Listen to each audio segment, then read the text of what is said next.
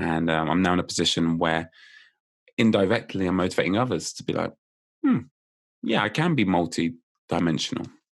Welcome back to Abundant Culture Podcast, where we dissect the mindsets and tactics of the true beasts of business. People like Gary Vee, Grant Cardone, and Warren Buffett. All to create a blueprint to experience life more abundantly. Hey everybody, it's Joe. Welcome back to the Abundant Culture Podcast. We're so glad to have you back again this week because we are actually interviewing one of our first international guests from the UK. And this episode is going to be all about learning and memory. As entrepreneurs, you're probably out there, studying, reading, going to seminars, listening to podcasts, and really trying to develop yourself and learn as much as possible each and every day. But the problem with that is that a lot of that learning and development takes up a large amount of time, especially reading. I am a very slow reader. It may take me, 3 months if I'm lucky to get through just one book. But today's guest is actually going to give you a strategy and a method that he uses to, instead of reading a book every 3 months, he can read a book every single day. So we're going to be talking to him about that. But he's not only a speed reading coach, he's also a memory coach as well. So he coaches people on how to remember more of what they actually study. Have you ever been to a networking event or something like that, and you got so many names and you cannot, for the life of you, put a name to the face or remember somebody's name, even though they were very, very important? He's going to give us a method for that as well. So I can't wait to introduce to you the CEO of the company called StudyFast, Jordan Harry. So, hi, Jordan, and thank you again for coming on to the Abundant Culture Podcast. We are so excited to have you because not only what you do, but also because you're our first international guest, which is really cool. That goes crazy. But before we go into the speed reading and memory and all of that, we have to ask our guests, for our listeners, what is your story? How did you get into it? Why'd you get into it? What's that backstory? Each time I get asked this, because I do a variety of interviews, and as people can tell, I'm from Britain with my posh accent. Each time I do an interview, I love giving a different angle, different perspective, because I think it's really hard to nail down the definitive moment when it all started. And the one I'd love to share today, which came to mind, was whilst I was at university. I was frustrated because I was an efficient student, and we were talking off air about being lazy. And I knew there must be a quicker, more efficient way to learn. And so, like any natural student, I Googled how to read faster. And I didn't find too much, but I found a guy called Tai Lopez, which I assume your American listeners and even yourselves will know about. For the international crew that don't know who he is, you've probably seen him in his garage with his Ferrari and his books. And he had a TED talk on why you should read a book a day. And that blew my brain, because at that point, I'd probably read a book a year, and that's pushing it. Yep, same. And yeah, many people can relate. And so what I thought was, okay, this is great. I understand the benefits of reading a book a day or simply reading more, but how? And so for myself, I went on this curiosity journey, reaching out to speed readers who seem like these gods, by the way, these people who could read a book a day, and that just blew my brain. And after putting myself through their systems, I thought to myself, I could teach other people. And the idea of giving a TED talk was something I'd do when I was 60. I had a better beard, grey hair. I know, right? I have the great beard, of course. And of course, if you can't see this, just imagine me with a great beard. If you're watching this, you know I'm lying. And what I found was, by the end of my university time, so within 3 years at the University of Bath, the opportunity came to give a TED talk. Bear in mind, I had no business. I taught my roommates reluctantly. And I thought this was going to be the moment on how to read a book a day, and prepared for 6 months, for 10 minutes. For a 10-minute talk, I prepared for 6 months. Jeez, that's crazy. Some people call me crazy, just like you. And what I realized from that process was there's a real science to communication. They can an abstract concept such as the ability to accelerate your reading speed, distill it within 10 minutes to an audience who don't even know what speed reading is. Yeah, that was quite a mission. And when I arrived on the day, there were about 10 people in the room. One of them was my ex, but we can forget about her. And we'll say 9 people. So there was 9 people in the room. Nice. And I thought to myself, there's no reason why these 9 people should get less value than 900, 9,000. Right. So I pretended like there were 9,000 people in that room. And within a week, it had 1,000 views. Within a month, 50,000. That number grew and grew until it was 1 million within a year. Wow. And as you can imagine, 1 million people seeing it, there were a lot of people reaching out to me, even on a daily basis. That keeps me motivated to keep learning. And it also gave me that social proof of, wow, okay, Jordan, you can do this. And we'll come on to why I was so reluctant shortly. That's crazy. Yeah, that's ridiculous. Like, there's people that are like years, decades into their career and haven't done a TED Talk. And how long ago was this? This was, top of my head, it's coming up to 2 years. Coming up to 2 years? Nice. Dude, that is accelerated. That is. Yeah, that's pretty legit. So you kind of mentioned that you were a little bit reluctant to kind of do the TED Talk. Can you give us some insight on maybe why that was a little bit? Because we've been meeting and talking to different people about success and what that really means and a responsibility. And I kind of want to just hear it from your point of view. So for myself, the reason why I was so reluctant to get going was this concept of I don't fit the box. I don't fit the box of not what just a speed reader looks like, because who knows what they look like. I mean, I do. But more so, what does a professional development coach look like? Yeah. And it doesn't take long to look at the authors' names, to look at the videos, the old white men with great beards, right? For sure, yeah. And for myself, I didn't have the years of experience, like you mentioned, Joseph. I didn't have the tens and thousands of testimonials. I was 20 at the time. I hadn't taught anyone. And most importantly, at least I like to keep reminding, is I'm a person of color. I'm mixed race. Yeah. And we don't have to look at the statistics to look at, lack of ethnicity and diversity in teaching. Yeah. Let alone in such a niche of memory training and speed reading. And for myself, I thought, how can I stand up in front of professors, corporate professionals, even students, and for them to listen to what I've learned? And what I've realized is what makes me different has made me so successful. Because I don't look like the norm, because I don't sound like the norm, I swear, I have a good sense of humor, I like to think, as I told you before. And I've got tattoos. I do martial arts, I'm learning language. You look at me, you're like, well, surely you've got to stay in your lane. Surely, you're a speed reader, you're a memory trainer, like, surely you should be a geek in your bedroom, antisocial, lack social skills. You can't excel at this and excel at other things. Yeah. And for myself, I thought, actually, why can't I make education cool? Why can't I change the narrative of what it's like to be a young black man? Or let's just generalize it, anyone of color. Yeah. And say, actually, it is pretty cool to throw yourself into education. That you don't have to be a quote unquote geek. And that I'm a geek.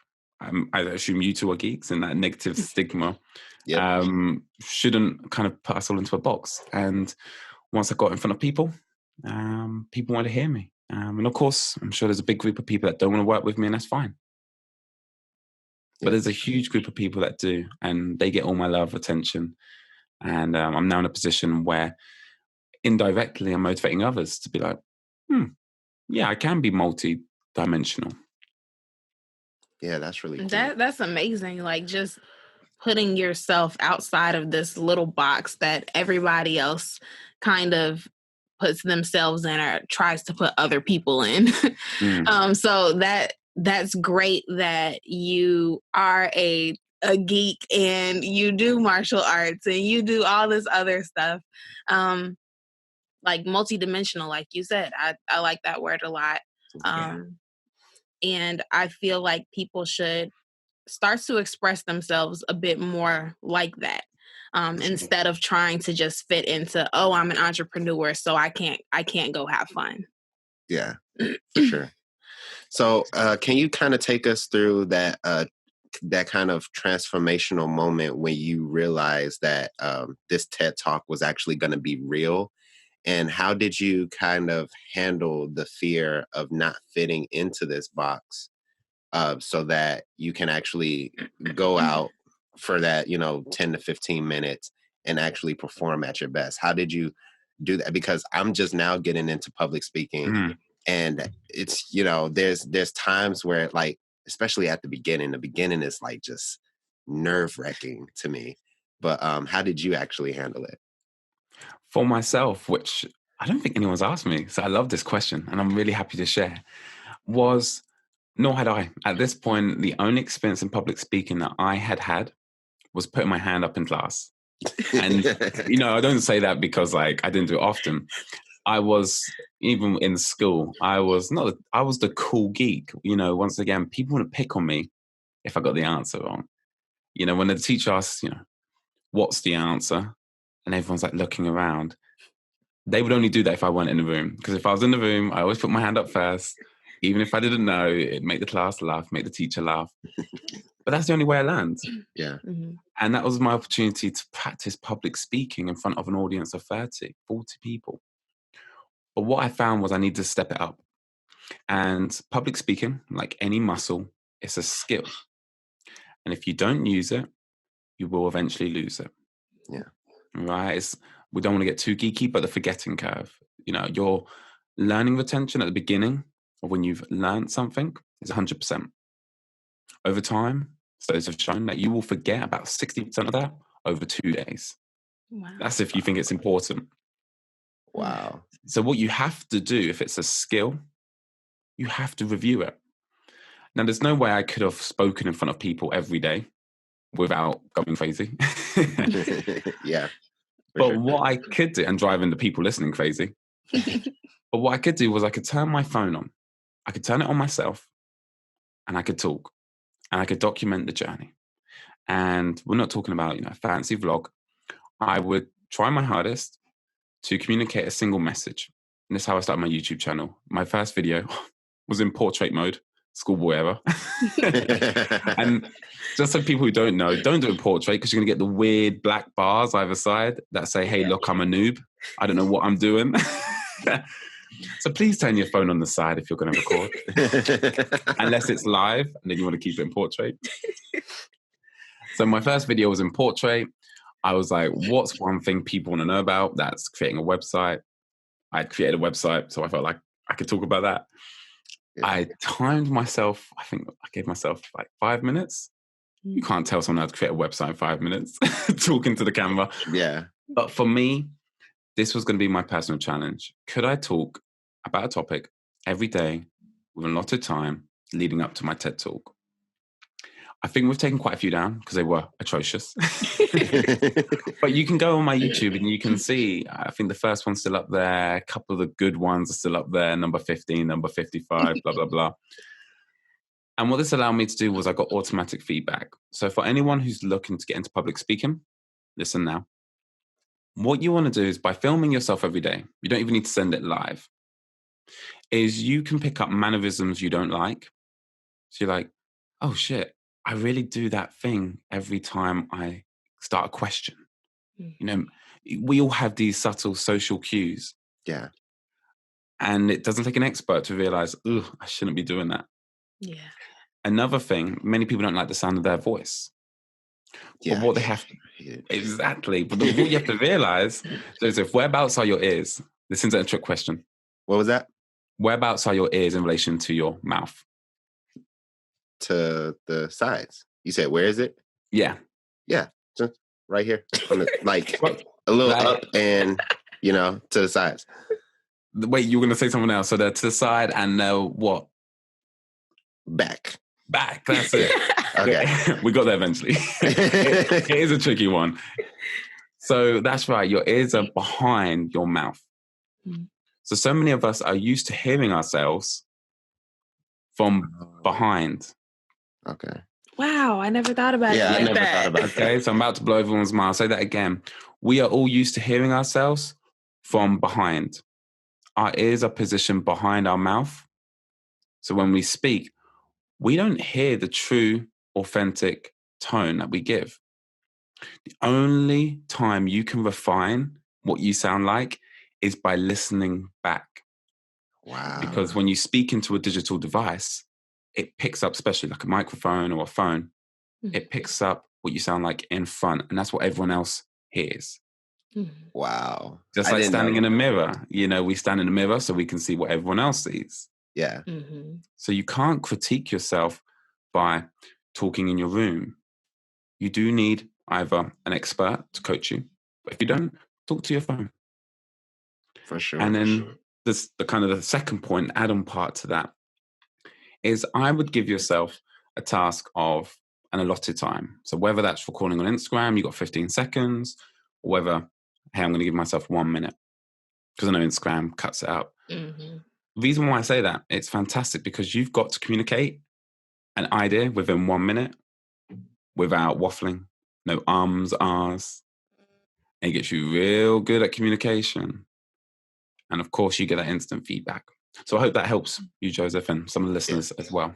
For sure. That helps a lot because I didn't even know what that was. Like every time she edits the podcast, I'm like, who the hell is... I'm like, who's that? That's me? I gotta go. You'd be in another room thinking there's another man in that. You'd be in another room thinking there's another man in the house. I'm like, that's me? Okay. I don't like my voice. So another question that we really wanted to ask you, because, you kind of got your claim to fame for speed reading and, the whole reading a book a day topic. How does somebody actually learn how to speed read in order to get information faster? Because I know as an entrepreneur, there's been many times where I know for a fact I could have been a little bit more successful if I had a chance to learn this skill a little bit quicker than I actually did.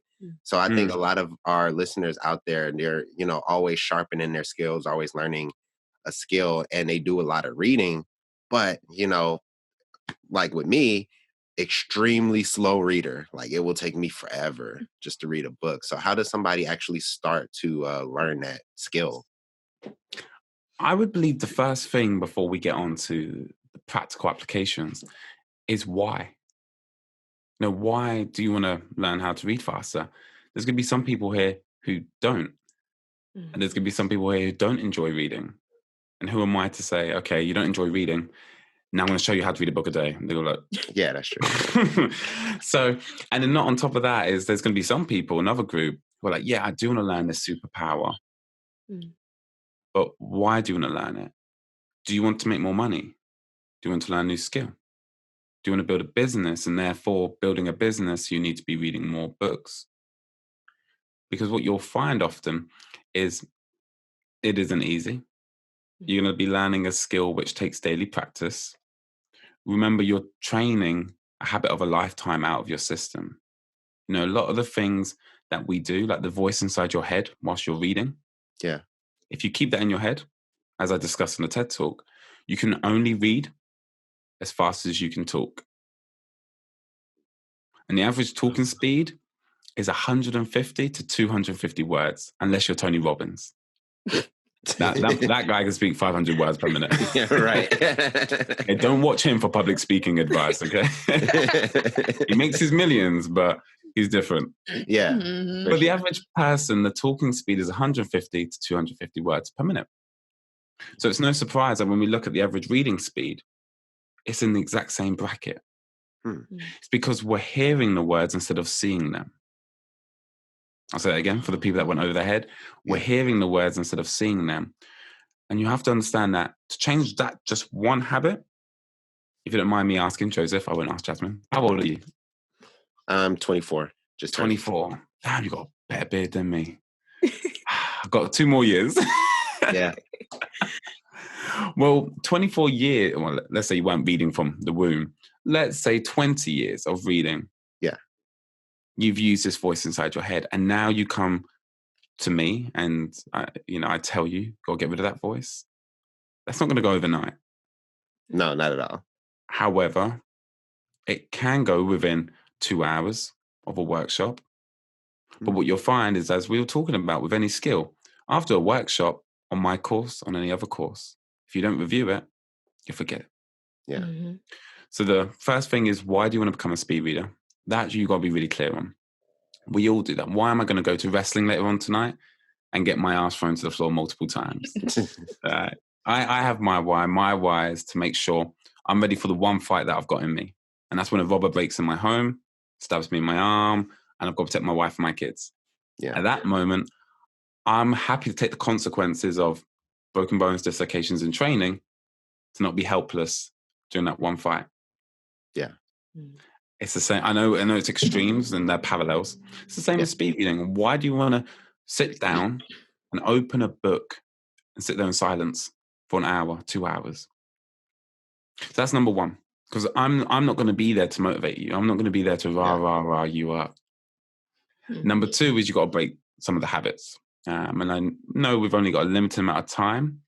So the easiest, quickest way I can help people is direct them to the TED Talk, where I break down the 3 most common habits that people have. Now, of course, that's only 3. There's a whole list. But the 3 main ones I discuss, and I give you tips on how to break them without being in front of you and training you. Yeah, for sure. And then the final one is to use a visual guide. If anyone listening to this really wants to learn how to read faster right now, is do what you do when you're reading the Chinese menu. When you're looking for chicken chow mein, you use your finger and you follow it along and you look for the number, or you're looking for the chicken, you find it, right? Mm-hmm. As kids, we get taught, stop using your finger and read inside your head. However, when reading, we don't know how fast or slow we're reading. By using a visual guide, our eyes are designed to follow smooth motion. We have 4 muscles behind the eyeballs. I won't get too geeky, don't worry. What you find, many people get tired when reading. They get to 2 pages and they want to go to bed, or they read to go to bed. And the reason why you get fatigued whilst reading is those muscles are making little micro bounces called saccades, similar to the musical symbol saccades. Yeah. So like any muscle, if it's moving inefficiently, little bounces, it's going to get tired quicker. Yeah. But by using a visual guide, such as your finger or pen, and underlining each sentence, you'll find you can read faster and for longer. Yeah, that's really cool, because after talking to you, I started kind of looking on YouTube for different things and just different pieces of information. And so far, I think one of the things you talked about was the sub-vocalization, which is the voice inside your head that's actually saying the words. Haven't gotten that yet, but with the simplest thing that I found so far to implement was just using a pen or using my finger to just move across the page. And I'm I don't know if I double my reading speed, but it's noticeably faster. And the other day, I read for way longer than I would usually read for, and I could have read some more, but I had something to do afterwards. He got to 10 pages. Everyone started somewhere. Okay? You're reading 10 pages. Don't let your woman put you down. Don't let anyone put you down. No, that was a compliment. Thank you. Because usually it's 5 or something. Yes. There we go. We doubled your reading speed. Basically, yes, for sure. So I appreciate that already. So are there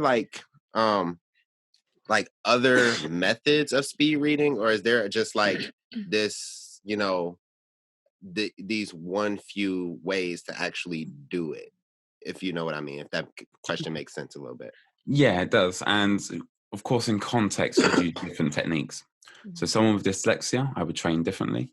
Reading fiction to non-fiction.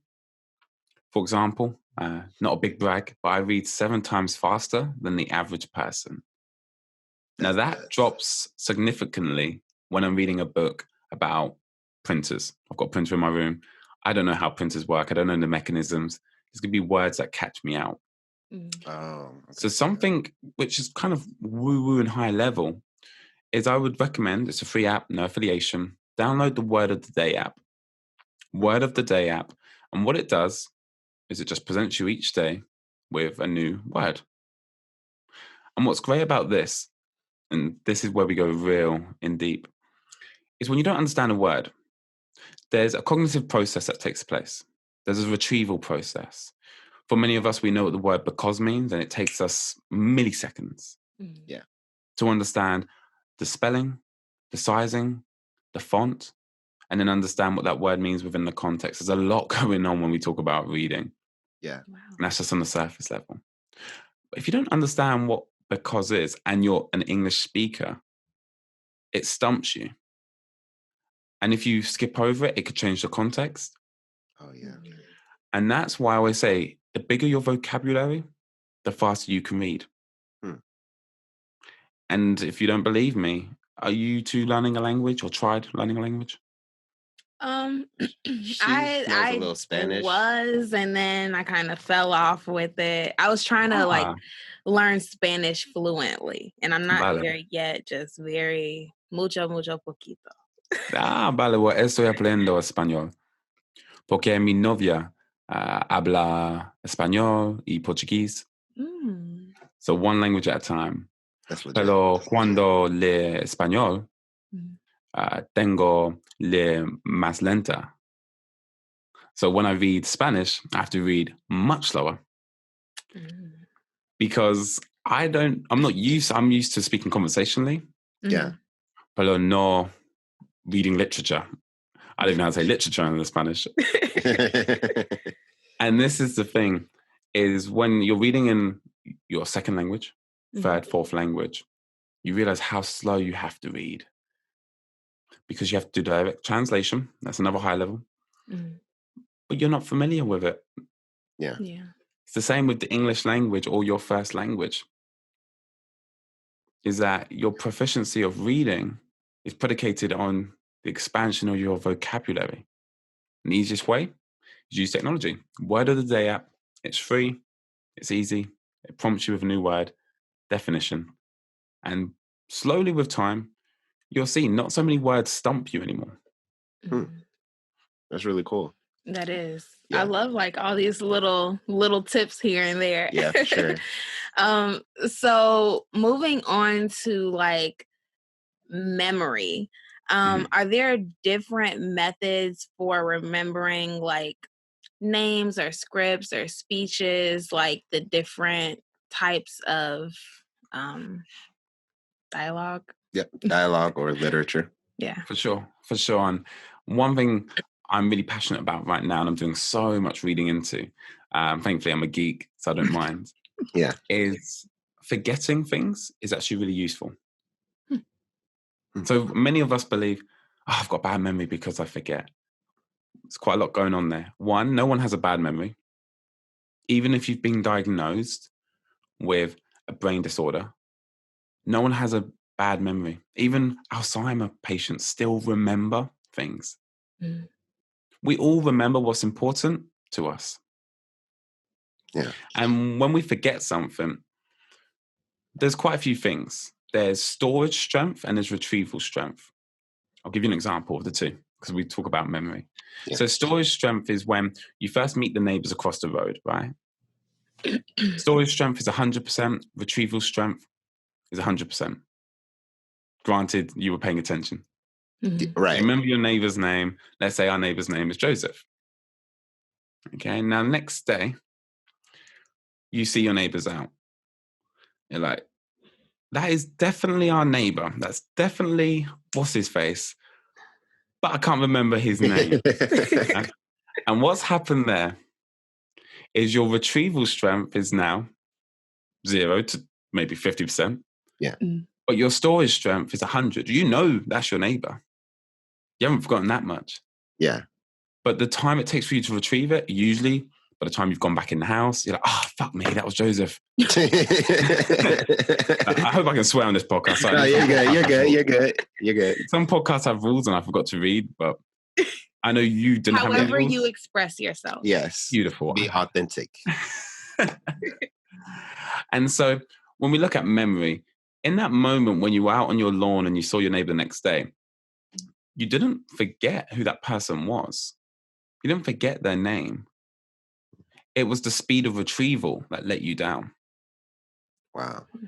It's the same when we see a teacher that we haven't seen for 20 years. We're like, that's definitely Mrs. Briggs. But, what's her first name? So your storage strength is 100% again, but you can't retrieve her name. But yet you knew this woman for 10 years. Okay, it's been 20 years. You don't forget her, you know who she is. Yeah. And this shows the forgetting curve. Now, of course, I'm now talking about, forgetting. But if we remembered everything we know all the time, it would drive you crazy. Imagine if right now, in this very moment, we could all remember everything we know. We would want to turn that voice inside our heads off. Yeah, for sure. That'd be crazy. That would be nuts. I thought you were going to say that would be nice. I'm like, okay. I say nuts. Nuts. Bonkers. I wouldn't want to do that. Jasmine, get out, wash your head. Get out, wash your head. There's definitely things I would prefer to forget. Precisely. And our brain is fantastic. It doesn't like enjoying painful memories. And that's another little topic for another day. But to bring it back, we have to forget when learning a language. Because if we see, let's say for an example, this here, if you're not watching the video, you can't really join in. So this right here, I'll explain what it is. If you don't know what it is in your target language, you have to translate it. So for example, this is a cup that I'm holding. And this could be a taza, a copa, in whatever language you're learning. Mm-hmm. Now, if you see this and you're like, okay, this is a cup, you have to forget the Spanish one that you remember. Or else you're going to be, that's a copa. Wait, is that a cup? Is that a copa? You have to, the art of forgetting allows you to block out the noise. Yeah. So you can be like, right, can you pass me the cup? And your brain isn't going, hey, it's a cuppa, it's a cuppa, it's a cuppa, it's a cuppa. No, shut up. And this is true for everything we do. When you're doing a skill like riding a bike, you have to focus on the task at hand whilst your brain is selectively forgetting the stuff that isn't important. So we have an area of study that we have looked into, which is selective forgetting. It becomes really useful when speaking another language because we can't be listening to the English voice in our head whilst trying to speak Portuguese. Right. Yeah. We have to forget our English Jordan and put the Portuguese Jordan to the front of our mind. Yeah.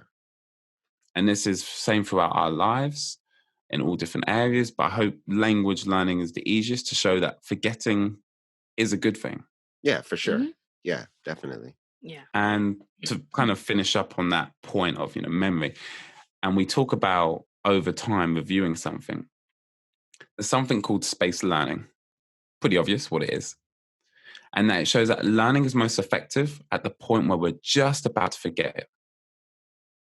So, for example, I can see your faces. I can probably hear everyone else being like, Learning is most effective at the point when we're just about to forget. The reason being is, let me give you an example. I've met you both again, and it's been a week. I had to dig a little bit deeper to remember your names. Mm-hmm. Now, within a week, if I hadn't spoken to you, I probably would forget your names for the rest of my life. But at that point where I'm just about forgetting, I had to dig a little bit deeper. I had to do my own little memory techniques, right? I had to think back to location. Where did I meet you? It's what we all do when we forget a name. When we forget someone's name. I just realized that. Yeah. We all go, where did I meet you? Where did I meet this person?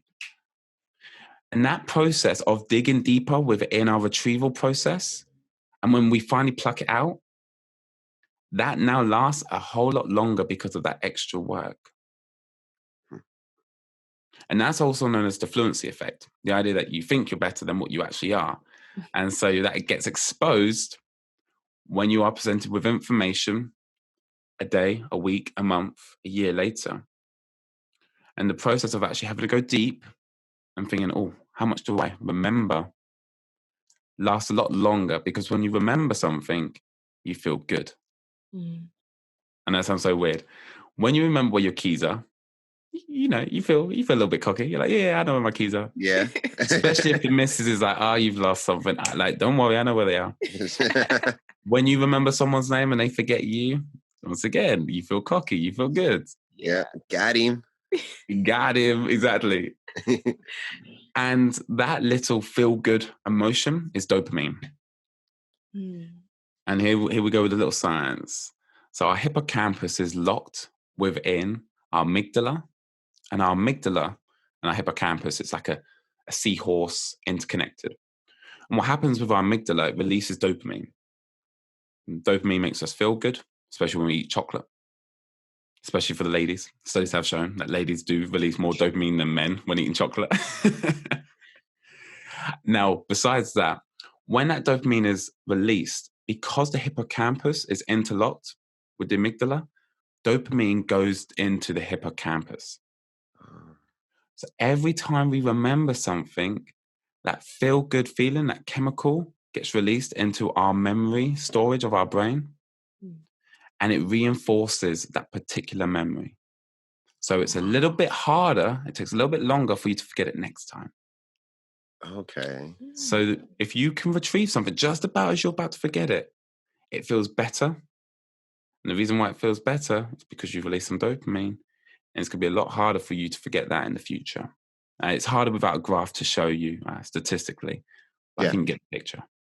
Yeah, definitely. And it's been times where it's crazy because, like, I would, like, especially when I was just learning how to invest and, do real estate and stuff like that, I would, like, learn something and then my friends will remind me of it, like, maybe a couple weeks later, and I would kind of get it. But then after they finish explaining, I totally get it. And then I never really needed anybody to remind me since then, because it's like after that second time, I really locked in on it and I just knew it. So yeah, like I've actually experienced that a little bit before as well. I'm glad you can relate. So it's not just, me, the professor, spewing rubbish. And that's one thing I really pride myself on, is what I teach is no different to what's out there. And I say that for most service training providers, because everything we learn, we attach it to pre-existing learning. It's very hard to learn something new all by yourself. Yeah, for sure. We've all learned from someone else. No one's self-made. I apologize if that's in anyone's bios. Right? I don't have it. Yeah, no. That's a lie for Not me. over here. Yeah. Sorry to anyone that's got self-made in their bios. But I don't want to be the judge right now, but no one's self-made. Everyone's learned something from someone. Yeah. And what is unique for myself is what we're doing right now. I'm seeing, do you get it the way I'm communicating? Absolutely. And I will literally, after this interview, I'll go around and like, damn, Jordan, never use that example again, because they didn't get that at all. However, I see you like blow up when you're like, yeah, I got him, when you remember their name and they don't remember theirs. So that example hits home. Yeah, for sure. The high level complex of what's happening in the brain. Yeah. So what I pride myself on is trying to make all this woo-woo science simple and practical for real world application. Definitely. And I think you do a very good job at it. Yeah. Too. Yeah. Thank you. Yeah. So what are, go ahead. Oh, you can go ahead. I was going to ask, so what are some exercises somebody can actually do to increase their memory? Because maybe, they're aspiring actor and they need to kind of learn how to remember scripts, or maybe they just have some type of, or maybe they network a lot and they just need to remember people's names. Like, what are some exercises that they can do kind of on their downtime that will allow them to perform better when they have to remember something that's very crucial. I like that. And I'll ask the question again just so I make sure I answer it correctly. So you asked about actors, and then you asked about networking, and then about every day. And the tricky thing is what I would prescribe to an actor would be different to remembering names, to improving brain and overall memory health. Yeah. So I'll throw it back to you. Would you want me to answer how to remember more names, how to improve your brain health? Let's do names. Names? Mm-hmm. Names in unison. I like that. And names is one of the most popular ones because we've all been in that situation. Yeah, it's a common pain. So we'll cut all the waffle. We'll get straight to the practical stuff. So the first thing that you need to do to remember someone's name is pay attention. Sounds so obvious, right? Yeah. Sounds very obvious. But if I ask both of you, or maybe I'll ask Jasmine, what's the common thing that you're thinking about when you go networking? When you first meet someone? Be honest. How I'm gonna say like my pitch. Yeah. And I really appreciate you saying that. We're all selfish. Mm-hmm. The world revolves around us. Whoever said it doesn't was lying. Because we all do things to progress ourselves. The world revolves around us and the people within our world. Mm-hmm. You know, after this call, you guys will go back to your lives. You won't be worrying too much about me. Hopefully you will. But this is the honest, right? And so when you meet someone new, you think about what do you want to say? You want to get your visual image of yourself that's in your brain into someone else's brain. Mm-hmm. Near enough impossible. But we do a pretty goddamn good job at it. Yeah. So the first thing you need to do is you need to pay attention. And one little game I do is when I first meet someone, in my head I say, what's your name? What's your name? What's your name? What's your name? What's your name? What's your name? And as soon as I shake their hand, say, hey, what's your name? I'm already present in the moment. Oh, okay. Sounds so it's a little game. Literally, I even try and guess their name whilst I'm approaching them. I'm like, oh, could they be a David? Or he looks like an Alan. Or maybe from this angle, he does look like an Alan. But from that angle, he looks like a David. But David's a boring British name. Apologies to any Davids. But this is the fun little game you've got to do yourself. Yeah. Mm. And if we look at the principles of memory, as humans, we remember things that are sexual, humorous, gory. We're terrible as human beings. But that's how we remember the best. We don't remember boring information like Dave. So how do we, now we're paying attention, make someone's name like Dave exciting?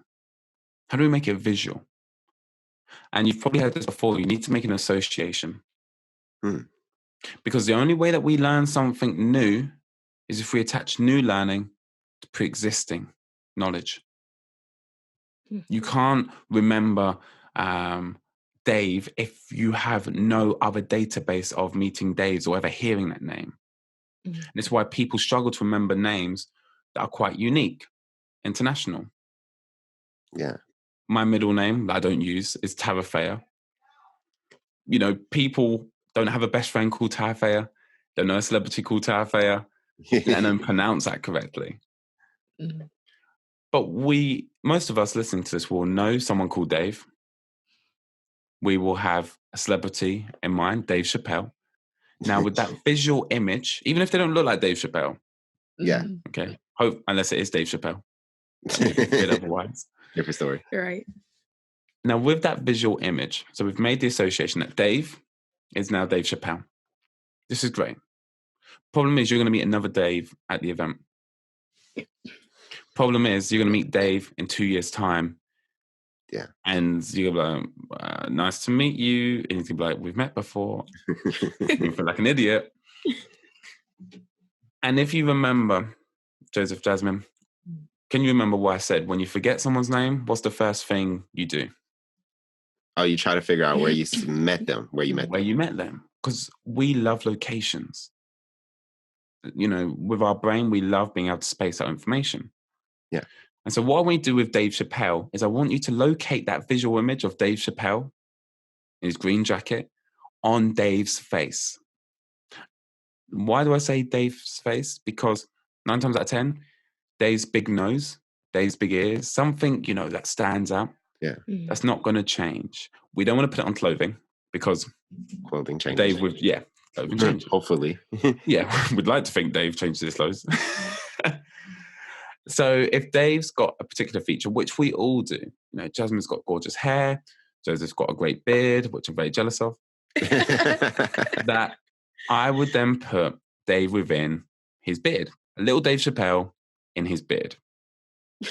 All right. Oh. But now we need to go one final step closer. And then I'm going to show you how this all helps. So we now need to see an action. And in the Memory Champions, they use these techniques to match up 200 names and faces within 15 minutes. It's ridiculous. Jeez. And if you don't believe me, I recommend everyone reads Moonwalking with Einstein. You don't forget that title, Moonwalking with Einstein. It's about a journalist who went to the Memory Champs. He wanted to see what they were doing because he thought they were gods. MRI scans, their brains look no different before and after. Oh, wow. He put himself under their training for a year and he won the world championships within a year later. Using the same techniques I'm showing you, but they go to ridiculous detail, like this final one. It's called POA, Person, Object, Action. So for our character Dave, who's the person that we associate with? Dave Chappelle. Dave Chappelle. There's that audience participation. I'm glad Jasmine's paying attention. All right. And then the object is his beard. The action is where the Memory Champions go one step above most people. And they'll picture Dave Chappelle climbing in the beard. They'll picture Dave Chappelle hanging by his ankle in his beard. And I'm pretty sure everyone's now got a visual image of this beard with Dave Chappelle hanging out of it by his ankle, and he's screaming his high-pitched voice, "Help!" I should do impressions, I know. Now, let's look at the science of this. When you forget your keys, what do? I'll ask you to. Try to figure out where I last had them. Yeah, you trace your steps back. Yeah. When you first meet someone and the name Dave's given to you, you have no mental hooks to trace back. If you forget the one mental hook, which is the name Dave, and you forget that, like forgetting your keys, where do you go looking for it? And this is what mnemonics are for. Mnemonics are memory devices, like person, object, action. Mnemonics are things like how to spell because. Big elephants can't always understand small elephants. All these different little mnemonics that people use to remember a piece of information. So if you've only got one mental hook or one mnemonic and you lose it, you've forgotten it. But we've got Dave, that's one mental hook. We've got Dave Chappelle, that's two. We've got the location of the beard, that's three. We've got Dave Chappelle hanging out the beard, that's four. So we've got 4 mental hooks there. And of course, we've broken it down. And yes, you wouldn't normally have 5 minutes to pause in a conversation. And I'll explain how you can do that. Yeah. Let's say you forget Dave's name. Well, you're looking at his beard like, I remember his beard. Okay, what was happening in his beard? Someone was hanging out of it. He was going, help. It's Dave. His name's Dave. And if you don't believe me, you've all done this with 2 mental hooks. Joseph, you said when you forget someone, you recall where you met them before. Yeah. If you can't remember where you met them, well, you're screwed. Yeah. Definitely. Definitely. Joseph's like, yeah, definitely. Yeah. But usually if we can remember where we met someone, 9 times out of 10, we can get pretty close to remembering their name and an interaction, and we work backwards again. They have a cousin who's got the same name as me. It's crazy how these bits of information help us recall one piece of information that we needed. Absolutely. How do you buy this time, though? As I get asked all the time, is you need to buy yourself time. You will get faster. And that's what I talk about, making that habit. If I don't use the strategies, I'll forget the next name I meet. But if I meet someone and I feel like this person can give me value, you bet I'm going to remember their name because I'm paying attention. They're important. Yeah. But I don't rely just on that. And I will use my strategies, such as association, location, the action. And then you have to trust that you have a good memory. And we talk about what can you do every day. And this is one kind of key message I'd like people to take away with is no one has a bad memory. You either have a trained or untrained memory. We all remember things. And when you remember where your keys are, give yourself a pat on the back. And generally, and self-talk's powerful. If we fight for our limitations, we get to keep them. Believe me. For sure. Yeah. So when you remember where you left your keys, like, damn, Jordan, you got a good memory. And have that little game with yourself. And sure enough, with time, you will believe and trust in your own memory. It's easier for me because I'm a memory coach. I'm like, yeah, I've got a good memory. But there's times where I forget stuff. There's times where I don't use the strategies. And like I said, the only way you're going to get faster at creating these visual images and having fun with it, remember, that's how we remember best, is if you do it and you see every interaction as a little game, a little practice session. So, and whilst I was talking about keys, to remember where you put your keys, picture them exploding on a piece of furniture. You're welcome, Joseph. Jasmine will never shout at you again for that. That's legit. Yeah. I never thought and about like, that. Where did the explosion go off? It went off in the lounge, but it wasn't just the lounge. It was on the desk in the lounge. It blew bits of rubble everywhere. That's funny. There you go. Yeah, that's really cool. So to start wrapping up, what is the number one takeaway that you like someone to walk away with from this episode? The number one for me, I love giving different ones each time, is I encourage people to be curious. And what I mean by that is, look, you might not be interested in memory. Of course, I'm passionate and I believe you can learn language and martial arts and build relationships faster by learning memory. I believe you can make more money by learning faster. Because the time it takes for you to read a book once, someone would have only got through it halfway. And time is the only commodity we can't get back. We can always make more money, can't make more time. So be curious. If you've been sitting on, like Jasmine, wanting to learn a new language, no one's too busy. You know, if you don't believe me, go check out Gary V. The Americans will know who he is. English people, go check out Gary Vaynerchuk. Gary V. And those 15 minutes that you get, because everyone has 15 minutes. And if you don't have 15 minutes, you have 10 minutes. We brush our teeth twice a day. I hope we do, right? And whilst you're brushing your teeth, you'll be surprised how effective and efficient you can use that 5-minute slot to jump on Duolingo, to listen to a Spanish podcast on language learning, to read whilst you're brushing your teeth. And I mean, I'm being extreme. I'm talking about people who, quote unquote, have no time. Right. But no one's too busy. We always find time. So please be curious. Learn something new today. Don't just do it because I'm telling you. You'll actually prevent things like Alzheimer's and dementia. You know, on a serious note. Yeah, definitely. The earlier you start brain training, and it doesn't have to be Jordan Harry's course. It simply is learning a new skill. Yeah. You can use parts of your brain that would normally die. And studies have shown that that's the part of the brain that wastes away. And that's when you start getting problems. And you never realize how important your memories are until you can't remember them. To the point where you can't remember who you are. And we're going to get a bit woo-woo in the end. Yeah. But I would believe the only reason we know who we are when we wake up in the morning is because of our memories. There's no evidence that shows that we're the same person when we go to sleep and when we wake up.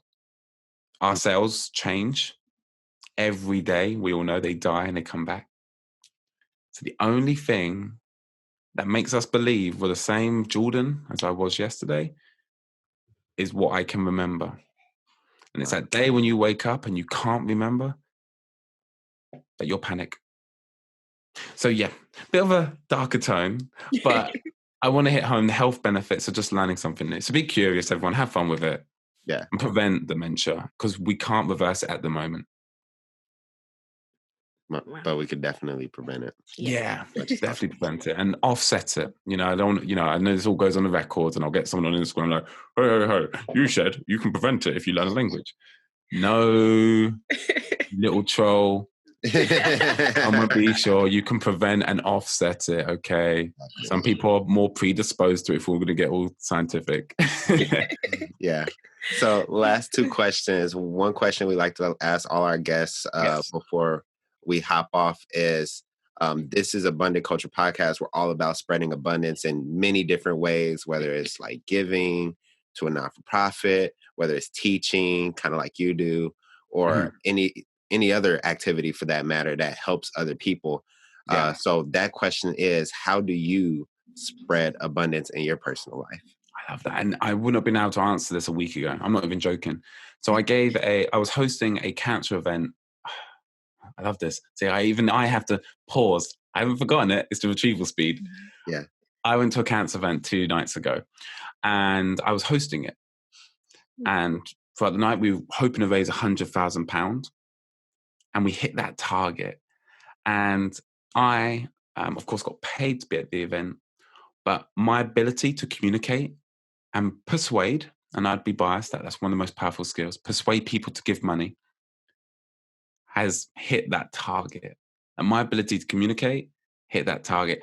I donated by auctioning, like putting bids in. I won like a hair treatment for my girl. But other than actual giving a financial contribution, if I didn't, bid, my ability to communicate contributed to that target. So for people who think you can only give financially to a cause, I would argue opposing, because we've all got skills. Whether you're a graphic designer, you are a martial artist, you could train someone who's a white belt, who hasn't got a belt. If you're in a successful relationship, you can support someone who's not in a successful relationship. You don't need to have a PhD in it. You just need to know a little bit more than your target audience. And time is one thing you can give. And so for myself, what I do now is I give my ability to host and communicate freely at heavily discounted rates to good causes, to give people the opportunity to have my training or to make them feel good. Awesome. And hopefully people watching this will be like, actually, I do have a skill and I can offer my services for free and it won't cost me anything. Absolutely. Love it. Yeah. So for the person that they want to get coaching so that they can learn how to speed read, or they want help with their memory training, or maybe they just think you're a really cool person and they just want to talk to you. How does that person... I'll go with the latter. How does that person get into contact with you? Well, one thing I probably should have warned you about was anyone listening to this, if you, of course, come from this podcast, let me know, whether that's Instagram at Jordan Harry, 2 N's, 2 Y's, or LinkedIn, Jordan Harry. Don't email me. No one does that anymore, apart from us, because we had to set this up. We had to be professional. Let me know you came from this podcast. However you do it, send me a letter via pigeon. I'll read it. And I will give you access to one of my courses for free. And that's the same for both of you, Joseph and Jasmine. After this, I'll give you free access to my online courses. Nice. I believe that my training one day, it won't just be me, but it will be accessible to all. That right now I might be the only, to my knowledge, the only speed reader and memory coach working with schools in the UK. But it won't be long till other people are like, hey, we could start a business and compete. I want that. Because it's a hard job what I'm doing, because I have to, of course, explain to people what I do, blah, blah, blah, blah. Yeah. So for me, I want to make sure that everyone has access to this, where it is a requirement within the education system. It is a requirement for employment training, upskilling. And so the online courses, they don't cost me any money to enroll someone else on. They've been filmed, they've been done. They are at affordable prices. But for me, I'm in a position now where I can give access to the right people for sticking around this long. Absolutely. Wow. We appreciate that so much. And I'm sure our listeners appreciate that as well. So thank you so much again for coming onto this podcast. I'm sure everyone loved it. this is like one of my favorite episodes. Yes. Shucks. I paid you enough. I paid you enough to say this. No, that really made my day. Thank you. Thank you. So that's all we have for today, folks. I hope you got as much value out of this as we did. Keep in mind, the only way we can improve is through constructive feedback. So remember to rate and review this episode. Also, you are not the only person that needs to know this super valuable information. So be sure to subscribe and share as well. Stay tuned for the next episode. And remember to always spread abundance. Peace.